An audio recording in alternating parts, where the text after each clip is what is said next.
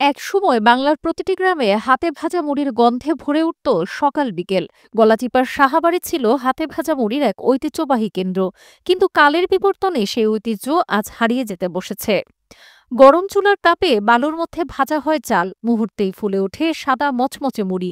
হাতে ভাজা এই মুড়ির স্বাদ একেবারেই আলাদা। কিন্তু আধুনিক মেশিনের দাপটে এখন এই শিল্প সংকটে। একসময় গলাচিপার সাহাবাড়ির প্রায় ৩০ থেকে ৪০টি পরিবার মুড়ি ভাজার কাজে যুক্ত ছিল। কিন্তু এখন মাত্র ৭ থেকে ৮টি পরিবার কোনোমতে টিকে আছে। মুড়ি কারিগরেরা বলছেন, হাতে ভাজা মুড়ির গুণগত মান ভালো হলেও দাম বেশি হওয়ায় পাইকাররা মেশিনের মুড়ি কিনে নেন। ফলে হাতে ভাজা মুড়ি বাজার কমে গেছে। আচ্ছা, এখন আপনাদের কি আয় রোজগার কমে গেছে না বেশি? মেশিনের মুড়ি আমাদের কমে গেছে না। কি কি অসুবিধা হয় আপনাদের আসলে মেশিন আসার কারণে? আজকাল মেশিনের মুড়ি খাই দাম কম, আপনার আর এই মুড়িটা আপনার দাম বেশি করে। মানুষজন আসলে কোনটা খোঁজে?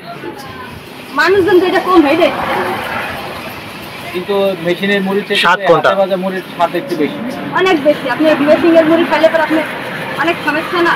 আপনি ওই যে সার দেওয়া থাকে, মেশিন তো ২-৩ ফুট থাকে। আর হাতে ভাজা মুড়ি? হাতে ভাজা মুড়ি আর মেশিনে ভাজা মুড়ির মধ্যে পার্থক্য কি এবং মানুষ কোনটা আসলে পছন্দ করে? হাতে ভাজাটা পছন্দ করে। কেন? খালি লবণ দিয়ে সার মাইকে ভাজাইতে লবণ দেই না, এইটাতে এই সলিড মালটা এইটা খাইতে স্বাদ। আচ্ছা, মেশিনের কারণে কি আপনাদের আয় রোজগার কমে গেছে কিনা? এখন ওই দোকানদাররা মেশিনের টাইনে কিনলে আগে ভাজাইতে আমাকে দিয়া, এখন হারা মেশিনে দোকানে বিক্রি করে আর গ্রামেরা লই যায়। ওই দুইটা সেরাই ভাজি, এখন তো গন্ধ বলতে খাওয়া লাগে। বাংলার ১০০ বছরের ঐতিহ্য হাতে ভাজা মুড়ি হারিয়ে যেতে বসেছে। সরকারি ও বেসরকারি উদ্যোগ ছাড়া এই শিল্পকে টিকিয়ে রাখা কঠিন। নইলে হয়তো খুব শিগগিরই হাতে ভাজা মুড়ি কেবল ইতিহাসের পাতায় স্থান পাবে। গ্রাম বাংলার এই ঐতিহ্য হারিয়ে গেলে শুধু একটি পেশা নয়, হারিয়ে যাবে এক টুকরো সংস্কৃতিও। হাতে ভাজা মুড়ি কি বেঁচে থাকবে নাকি হারিয়ে যাবে সময়ের স্রোতে? সেটাই এখন বড় প্রশ্ন।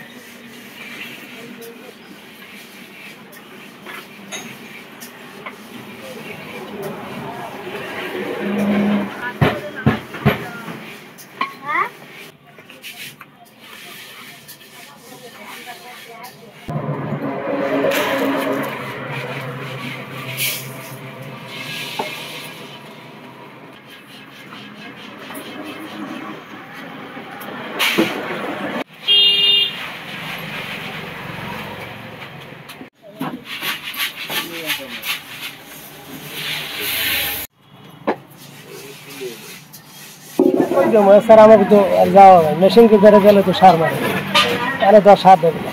এখন স্বাদ কি মেশিনের বেশি না এই হাতে ভাজা? হাতে ভাজা বেশি স্বাদ।